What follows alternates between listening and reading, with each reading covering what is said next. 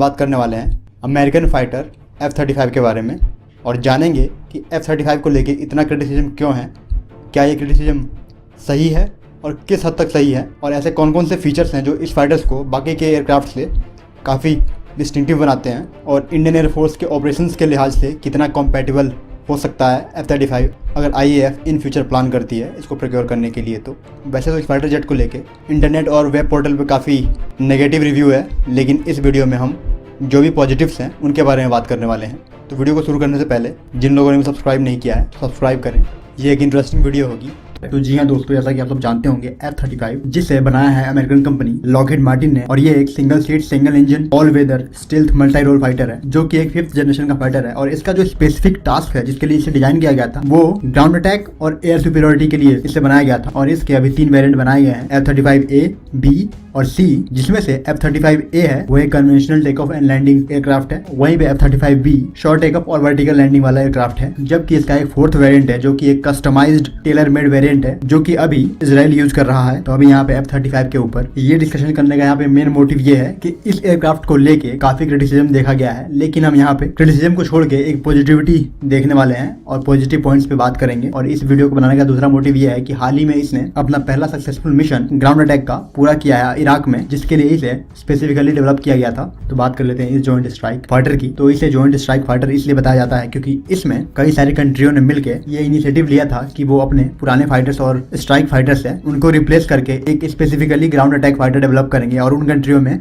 Turkey, Italy, Canada, Australia, Netherland जैसी कुछ ally कंट्रियां शामिल है। और इस कंपटीशन में बहुत सारी फाइटर जेट मैन्युफैक्चरिंग कंपनी ने जो कि यूएस बेस्ड थी उन्होंने पार्टिसिपेट किया और अपने अपने डिजाइन सामने लाए, जिसमें से F-35 को सेलेक्ट किया गया जिसे लॉकहीड मार्टिन ने डिजाइन किया था और उससे ही F-35 लाइटनिंग 2 डेवलप किया गया। लेकिन अब इंडिया को लेके किसी भी प्रकार का ना कोई इसमें इंटरेस्ट है ना ही यूएस की तरफ से कोई प्रपोजल है। तो अभी F-35 का इंडिया से कोई कनेक्शन नहीं है। लेकिन हाल ही में आए एक रिपोर्ट के अकॉर्डिंग लॉकहीड मार्टिन का ये मानना था कि वो आने वाले दिनों में F-35 की प्राइसिंग तकरीबन $80 मिलियन करने वाले हैं, जो कि कहीं ना कहीं अगर कोई कंट्री इसे बिग अमाउंट में खरीदती है तो इसकी जो प्राइसिंग है वो और डाउन आ जाएगी। तो इस चीज को देखते हुए ये एक इंटरेस्ट बन सकता है इंडिया के लिए भी इन फ्यूचर, लेकिन अभी ऐसा कोई इंटरेस्ट IAF की तरफ से भी नहीं है। तो आइए इस एयरक्राफ्ट के ऊपर किए गए क्रिटिसिज्म को थोड़ा नजदीक से जानते हैं। पहले ये जानेंगे कि इंडिया स्पेसिफिक ऑपरेशंस के लिए कितना कारगर है या फिर कितना कारगर नहीं है ये फाइटर जेट। तो सबसे पहले बात आती है इसके इंजन की। तो बहुत सारे लोगों का ये मानना है कि ये एक सिंगल इंजन फाइटर है जो कि इंडिया की रिक्वायरमेंट को कहीं ना कहीं डाउन प्ले करती है, ऐसा बहुत लोगों का मानना है। लेकिन इस पॉइंट पे मैं आपको बता देना चाहूंगा इसका जो सिंगल इंजन है जिसे डेवलप किया है प्रैट एंड विटनी ने, और इस इंजन को नाम दिया गया है F-135, और ये दुनिया में सिंगल इंजन फाइटर के लिहाज से सबसे पावरफुल इंजन है जो कि अपने ड्राई थ्रस्ट में डेवलप करता है 125 किलो न्यूटन और अपने आफ्टर बर्निंग स्टेट में डेवलप करता है 191 किलो न्यूटन, जो कि कहीं ज्यादा है किसी भी डबल इंजन फाइटर के थ्रस्ट रिक्वायरमेंट प्रोडक्शन कैपेसिटी से, चाहे वो राफेल फाइटर जेट ही क्यों ना हो। राफेल के 2 इंजन मिला के अपने ड्राई स्टेट में 105 किलो न्यूटन थ्रस्ट डेवलप करते हैं, अपने वेट स्टेट में या फिर अपने आफ्टर बर्निंग स्टेट में जो राफेल का थ्रस्ट प्रोडक्शन है वो कहीं ना कहीं F-35 के सिंगल इंजन से भी नीचे है। तो यहाँ पे पावर कैपेसिटी की आप बात करो, पावर प्रोडक्शन कैपेसिटी की, तो उस लिहाज से F-35 का इंजन काफी सुपीरियर है। तो यहाँ पे थ्रस्ट की तो कमी है नहीं। बात करते हैं इसके इंडिया स्पेसिफिक मिशंस की। तो अगर इंडिया कोई ऑफेंसिव मिशन करता है, वैसे इंडिया ने कभी भी किसी भी कंट्री पे कोई ऑफेंसिव मिशन नहीं किया है, लेकिन बालाकोट जैसे मिशंस को परफॉर्म करने के लिए वहां पे कोई स्टेल्थ फाइटर का होना काफी आवश्यक है, क्योंकि आने वाले दिनों में रडार टेक्नोलॉजी काफी एडवांस होने वाली है। तो उन सब चीजों को देखते हुए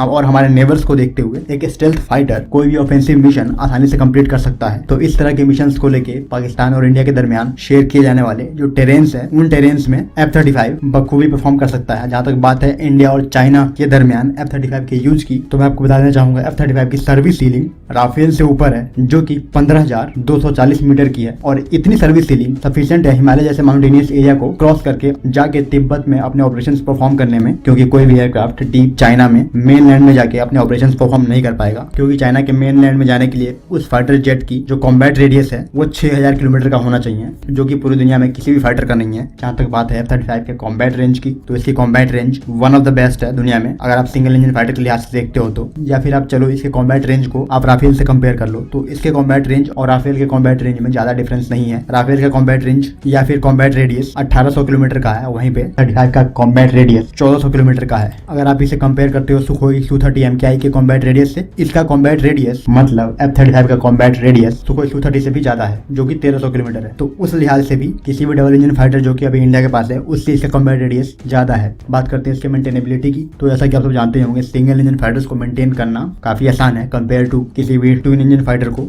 हालांकि अगर आप इसको मेंटेनेंस के लिहाज से राफेल से कंपेयर करते हो तो ये काफी पीछे है, क्योंकि राफेल का मेंटेनेंस सबसे आगे रखा जाएगा क्योंकि उसे मॉड्यूलर अप्रोच के थ्रू मैन्युफैक्चर किया गया है, तो उसके मेंटेनेंस किसी भी ट्विन इंजन फाइटर के लिहाज से सबसे आगे है। अब बात करते हैं F-35 को लेके किए जाने वाले तीसरे क्रिटिसिज्म के ऊपर को लेके। जो तीसरा क्रिटिसिज्म किया जाता है वो किया जाता है कि इसमें किसी भी तरह का कोई भी कस्टमाइज इंटीग्रेशन यूएस अलाउ नहीं करेगा, जैसे कि इंडिया के वेपन्स एयर टू एयर या फिर एयर टू ग्राउंड वेपन्स, चाहे वो ब्रह्मोस या फिर कोई भी इंडियन BB-RAM मिसाइल हो, तो इस तरह के इंटीग्रेशन को लेके काफी क्रिटिसिज्म है कि यूएस अलाउ नहीं करेगा। लेकिन दूसरी तरफ ये देखा गया है कि अगर आप यूएस के क्लोज एलाई हो तो उसने सोर्स कोड शेयर किया है, और हाल ही में इजराइल ने अपने F-35I पे इजराइल का कस्टमाइज EW शूट और डिफरेंट तरह के एवियोनिक्स सिस्टम इंटीग्रेट किए हैं। पहले तो वो EW shoot plug in mode में था, लेकिन अब उसे कंप्लीट अथॉरिटी दे दी गई है लॉकहीड मार्टिन की तरफ से और सोर्स कोड शेयर कर दिया गया है। तभी वो प्लान कर रहे हैं कि अब Israeli air to air missile और air to ground bombs F-35 के कस्टमाइज वर्जन पे जो कि इजराइल के लिए था उस पे वो इंटीग्रेट करने वाले हैं। सो ऑल इन ऑल यहाँ पे कहने का मतलब ये है कि अगर यूएस किसी पे ट्रस्ट करता है तो वो उसको इसके सोर्स कोड जरूर शेयर करेगा। तो इस पॉइंट पे हम इस चीज को सीरियस खारिज कर रहे हैं कि F-35 पे किसी तरह का कोई अदर मिसाइल या फिर एवियोनिक सिस्टम इंटीग्रेट नहीं हो सकता। तो टेक्निकली हो सकता है और आपके पास सोर्स कोड शेयर किया जाता है मैन्युफैक्चरिंग कंपनी के द्वारा। तो और कोई भी कंट्री जो कि फाइटर जेट डेवलप कर रही है वो भी इतना सारा टाइम इन्वेस्ट करके, इतने सारे डॉलर इन्वेस्ट करके, तो वो कहीं ना कहीं चाहेगी कि वो अपने प्रोडक्ट को कंप्लीट इंटरसेप्शन प्रूफ और हैक प्रूफ बनाए। तो सोर्स कोड को शेयर करना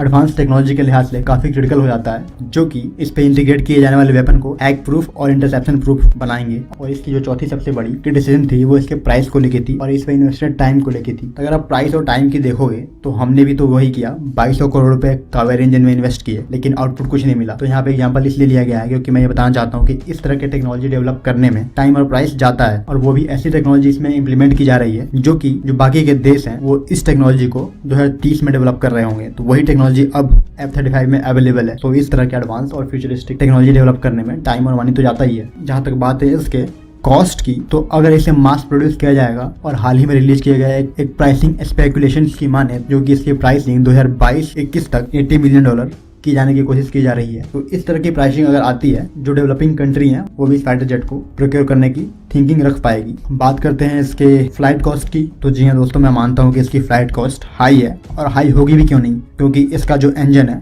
वो 125 किलोमीटर का थ्रस्ट दे रहा है आपको। वहीं पे आप इसे राफेल से कंपेयर करते हो तो राफेल भी आपको इससे कम का ही थ्रस्ट दे रहा है। अगर आप राफेल के पर फ्लाइट कॉस्ट को F-35 के पर फ्लाइट कॉस्ट से कंपेयर करोगे तो आप पाओगे कि ये दोनों ऑलमोस्ट इक्विवेलेंट ही है। अब बात कर लेते हैं F-35 के स्टेल्थ कैरेक्टर की, तो इसके स्टेल्थ कैरेक्टर को लेके भी हाल ही में एक स्टेटमेंट आया था कि Su-35 के रडार ने 90 किलोमीटर दूर पकड़ लिया था, और ये चीज दर्शाता है कि इसकी जो RCS वैल्यू है वो 0.001 मीटर स्क्वायर थी। तो अगर 90 किलोमीटर दूर पकड़ लिया था, तो अगर आप देखोगे कि ये कितना वल्नरेबल है, तो उस लिहाज से अगर ये किसी एयरक्राफ्ट के 90 किलोमीटर नजदीक जा रहा है तो उस एयरक्राफ्ट के पास रिएक्शन टाइम बहुत कम होगा, क्योंकि F-35 पे कुछ ऐसी मिसाइल्स हैं जिसकी रेंज 150 किलोमीटर प्लस है। दूसरी तरफ दुश्मन F-35 को 90 किलोमीटर अंदर आने से रोक नहीं पा रहा है। तो यहाँ पे कहने का मतलब ये है, long range beyond visual range missile से दुश्मन के रडार पे आने से पहले ही उसको मारने में सक्षम होगा। तो ये जो क्रिटिसिज्म है इसके स्टील्थ कैरेक्टर को लेके, उसे कतई जस्टिफाई नहीं किया जा सकता। अब बात करते हैं कुछ ऐसे फीचर्स की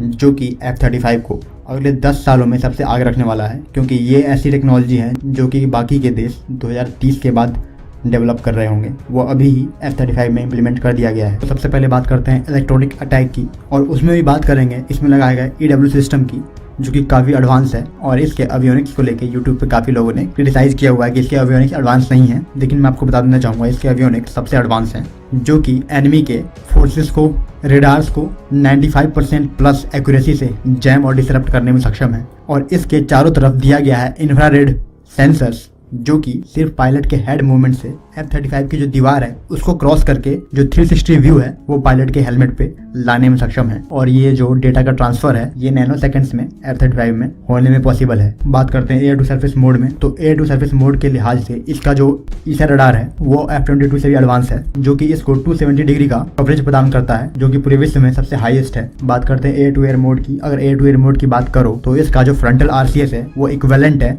F-22 के। F-22 का जो फ्रंटल RCS है वो 0.0001 मीटर स्क्वायर है, और उसको मैच करता है अपने फ्रंटल RCS में F-35 भी। और जैसा कि आप लोग को पता ही होगा, किसी भी एयर टू एयर कॉम्बैट में जो फ्रंटल RCS है उसकी जो वैल्यू है वो काफ़ी इंपॉर्टेंस रखती है, क्योंकि जो दुश्मन के फाइटर जेट के रडार्स होते हैं वो आपको फ्रंट से डिटेक्ट कर रहे होते हैं। तो इस तरह के कंडीशंस में F-35 सुपीरियर साबित हो सकता है। बात करते हैं इसके ISR मोड की, मतलब इंटेलिजेंस सर्वेलेंस और रिकॉग्निशंस जो मोड है उसमें F-35 किस तरह से अपने बाकी के कंटेम्प्रेरी फाइटर जेट से एडवांस है। तो इसके इंटेलिजेंस सर्वेलेंस और रिकॉग्निशंस मिशंस को सक्सेसफुली परफॉर्म करने के लिए बहुत सारे एडवांस स्टील्थ सेंसर्स और डेटा फ्यूजन का उपयोग किया गया है, जो कि स्टील्थ के साथ कोएलिशन करके और तकरीबन 8 इलेक्ट्रो ऑप्टिकल टारगेटिंग सिस्टम जो कि 360 डिग्री कवरेज प्रोवाइड करते हैं किसी भी टारगेट को ट्रैक और अटैक करने में, चाहे वो काइनेटिक मीन से हो या फिर इलेक्ट्रॉनिक मीन से हो। तो इस तरह के सेंसर्स और डेटा लिंक का कोएलिशन ISR मोड में इसको हर तरह के ऑपरेशंस के लिए सुपीरियर बनाता है। अब बात करते हैं इसके इंटरऑपरेबिलिटी की। तो जैसा कि हमने अपने प्रीवियस वीडियो में बात की हुई है, इंटरऑपरेबिलिटी क्या होती है कि किसी भी फाइटर जेट की वो कैपेबिलिटी कि वो डिफरेंट सोर्सेज से आ रहे डेटा को एक जगह गैदर करके किसी मिशन को लीड कर पाए। तो जी हाँ दोस्तों, चाहे वो डेटा सैटेलाइट से आ रहा हो, नेवी शिप से आ रहा हो, नेवी रडार से आ रहा हो या फिर ग्राउंड रडार से आ रहा हो, तो हर तरह के डेटा को रिसीव करने की जो कैपेसिटी है एक नेटवर्क में, वो F-35 में फिलहाल अभी दे दी गई है, जो कि बाकी के फाइटर्स के कंटेम्प्रेरी है उसमें अभी नहीं है। तो इस चीज़ को देखते हुए F-35 इंटरऑपरेबिलिटी के लिहाज से सबसे आगे है। तो इस तरह के किसी भी एयरक्राफ्ट को डेवलप करना जिसमें इतने सारे सेंसर्स पैकेज, डेटा लिंक्स का यूज हो रहा हो, तो कहीं ना कहीं टाइम तो जाता ही है, क्योंकि ये फाइटर जेट कहीं ना कहीं 5th+ जनरेशन की कैपेबिलिटी रखता है, क्योंकि इसमें कुछ ऐसे सिस्टम इंट्रोड्यूस किए गए हैं जो कि आने वाले दिनों में फ्यूचर में डेवलप किए जाएंगे। तो ऑल इन ऑल इस वीडियो को बनाने का मतलब यही था कि F-35 का जो क्रिटिसिज्म है, हाँ वो मानते हैं कि कुछ हद तक सही भी है, क्योंकि इसमें बहुत सारा टाइम और पैसा गया है और आउटपुट उस प्रकार का नहीं है। लेकिन जो भी आउटपुट है वो F-35 को, जो बाकी के देशों के पास अभी फाइटर्स हैं या फिर आने वाले हैं, उनसे इसे आगे रखता है। और इंडिया के लिहाज से भी ये कंपैटिबल बैठेगा अगर IAF आने वाले दिनों में इसे प्रोक्योर करने की प्लानिंग करती है। तो वैसे तो IAF के पास ऐसा कोई इंटरेस्ट नहीं है। तो ये था F-35 के ऊपर हमारा एक छोटा सा एनालिसिस। अगर आपको वीडियो पसंद आई है, give us a like, don't forget subscribe. जय हिंद।